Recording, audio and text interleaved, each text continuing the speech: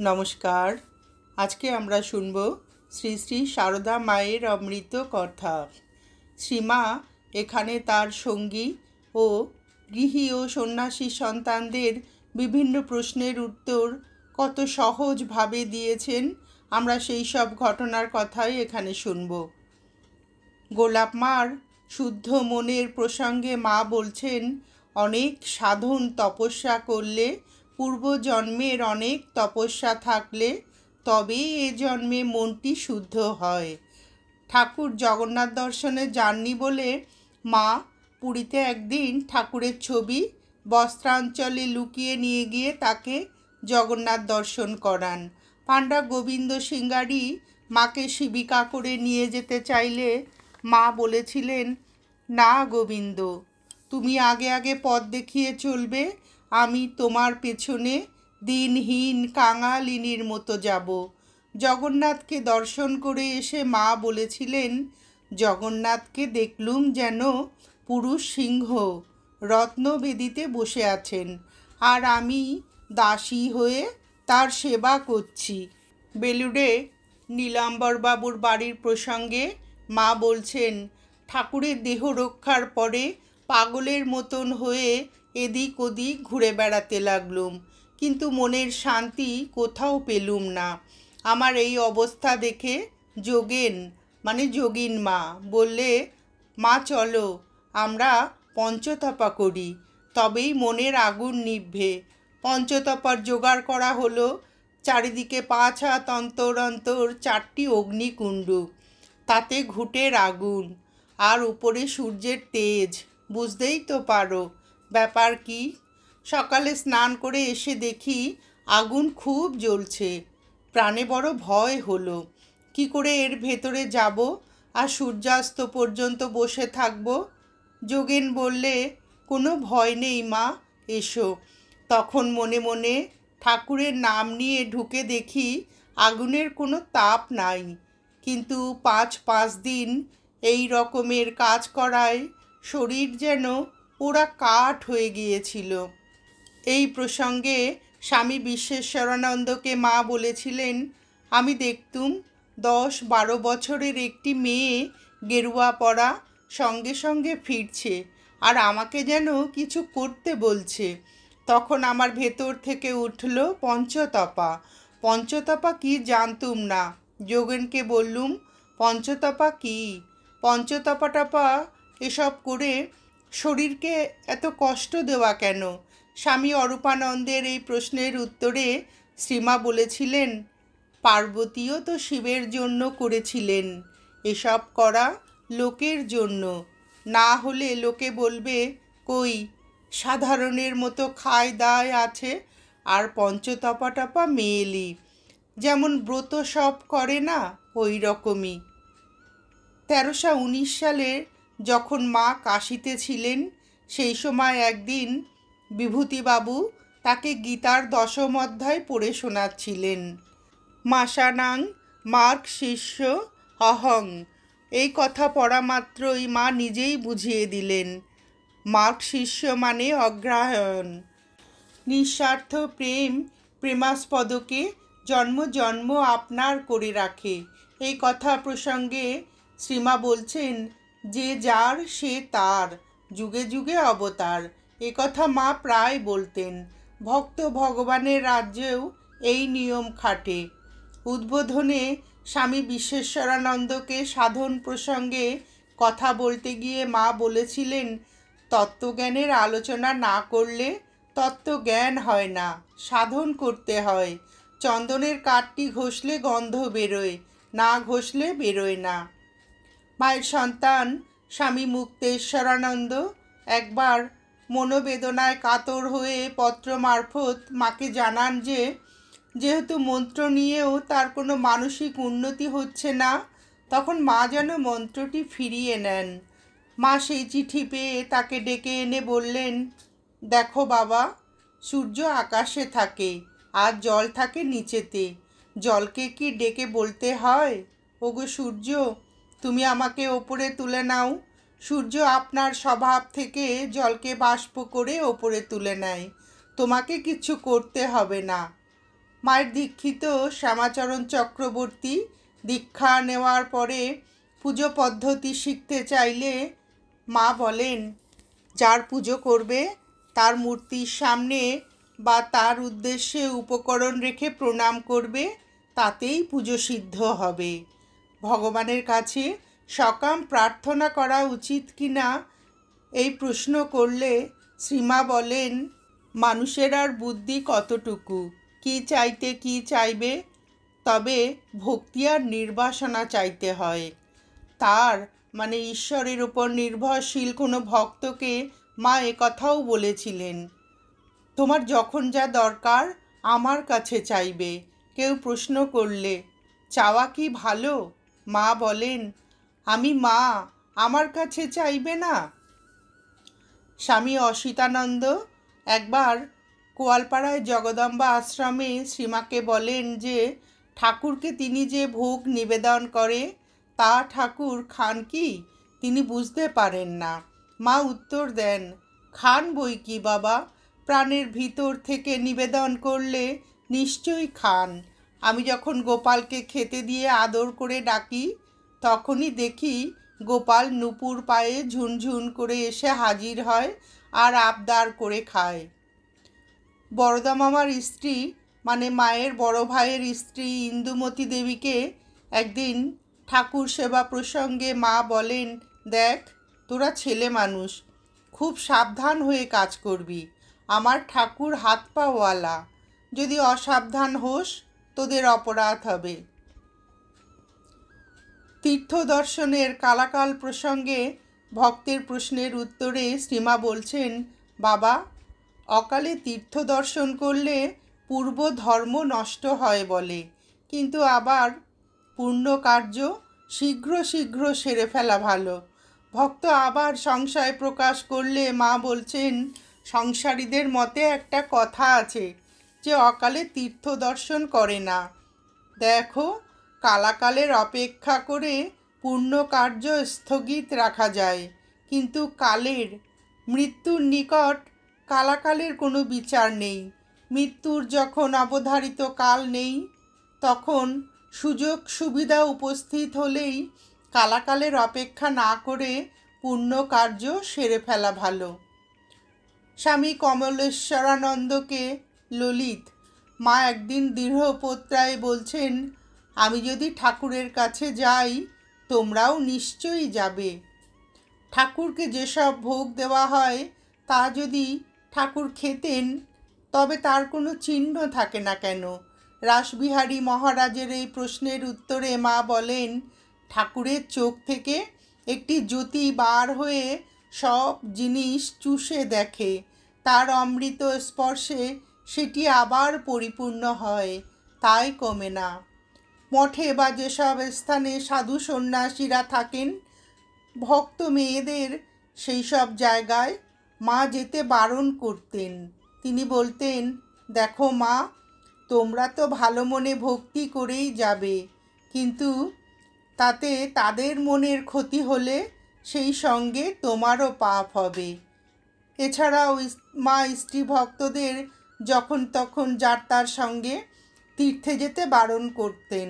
মা বলতেন, তোমার মানে জনৈক স্ত্রী ভক্তকে মা বলছেন, তোমার হাতে যখন 2 পয়সা হয় 10-20 জন বামুন খাইয়ে দিও। সামনে বসা একজন স্ত্রী ভক্তকে দেখিয়ে বললেন, এই দেখো একজন তীর্থ করতে গিয়ে কেমন ঠোক্কর খেয়ে এসেছে।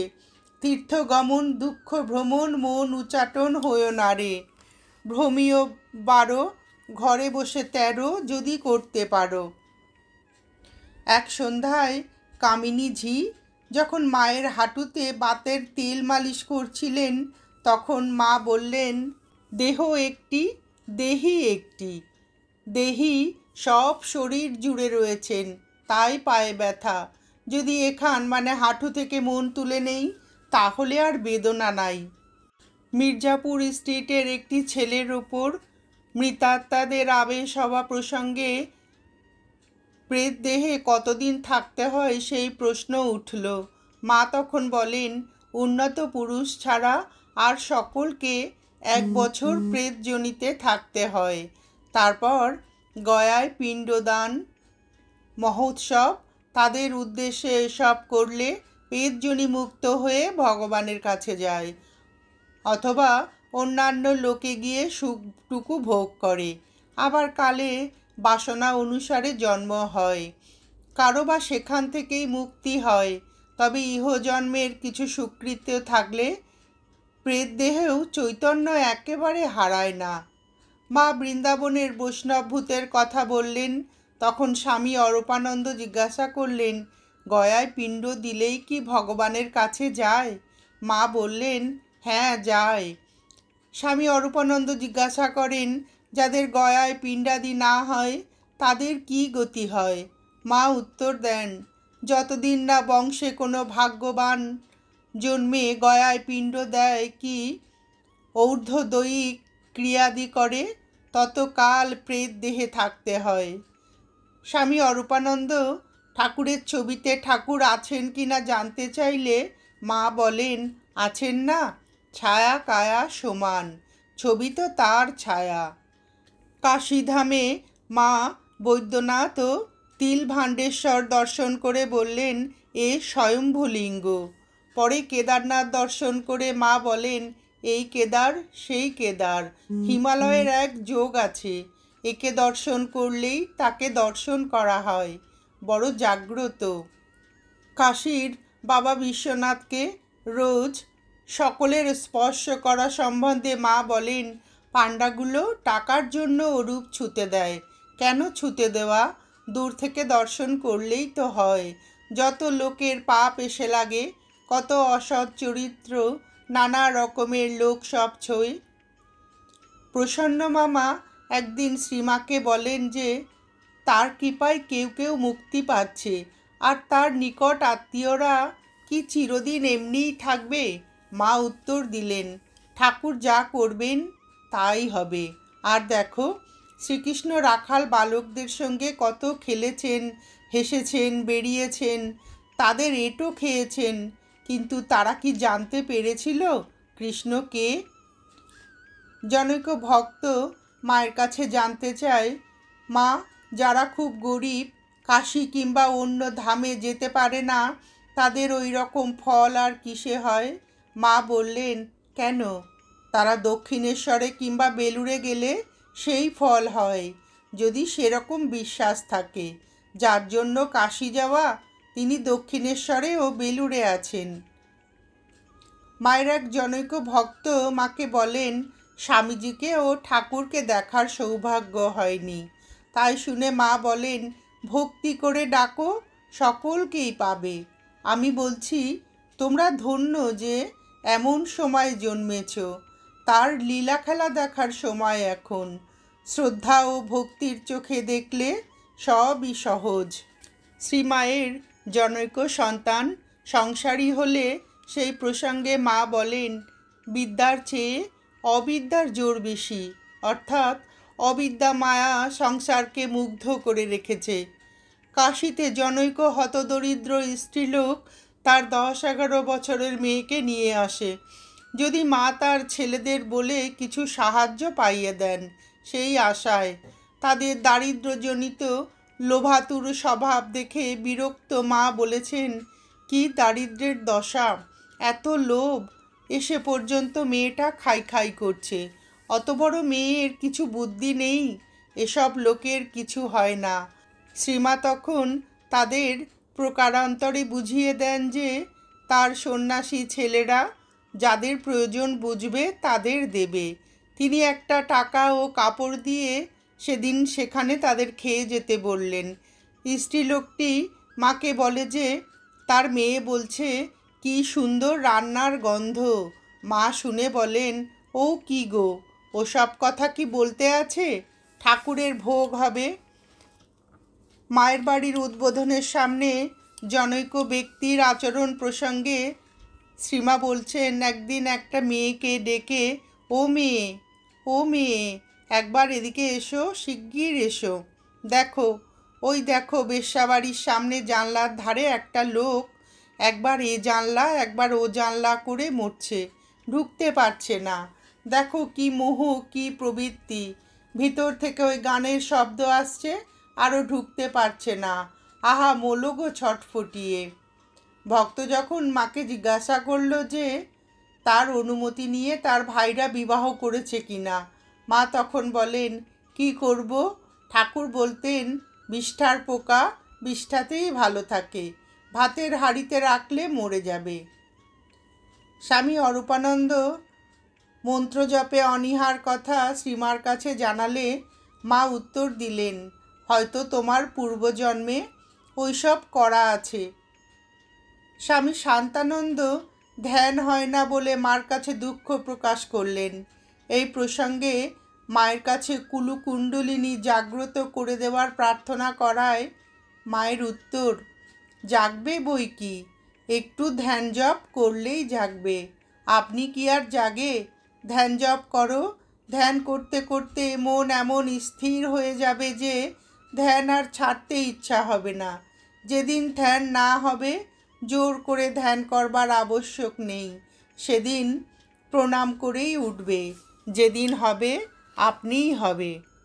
স্বামী শান্তানন্দ কীভাবে এবং কোন স্থানে সাধন ভজন করা প্রশস্ত তা জানতে চাওয়ায় মা বললেন, কাশী তোমাদের স্থান। সাধন মানে তার পাদপদ্ম সর্বদা মনে রেখে তার চিন্তাতে মানে ঈশ্বরের চিন্তাতে মনকে ডুবিয়ে রাখা, তার নাম জপ করবে। ভগবানের চিন্তা করতে গিয়ে মনে অন্য বিষয় উদয়ের প্রসঙ্গে শ্রীমা বলছেন, বিষয় বলতে টাকা কড়ি পুত্র পরিবার, এইসব বিষয়ে মন যাওয়া খারাপ। কাজকর্ম সম্বন্ধে মন তো যাবেই। ধ্যান না হয় জপ করবে, জপাত সিদ্ধি, জপ করলেই সিদ্ধি লাভ করবে। ধ্যান হলে ভালো, না হয় জোর করে ধ্যান করবার দরকার নেই। জপ করতে করতে মন কেন ইষ্টে লয় হয় না, সেই প্রসঙ্গে মা বললেন, করতে করতেই হবে। মন না বসলেও জপ করতে ছাড়বে না, তোমার কাজ তুমি করে যাবে।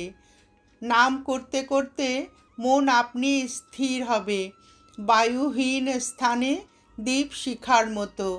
বাতাস থাকলে প্রদীপের শিখা স্থির থাকে না। মনেও কল্পনা বাসনা থাকলে মন স্থির হয় না। ঠিক ঠিক মন্ত্র উচ্চারণ না হলে দেরি হয়।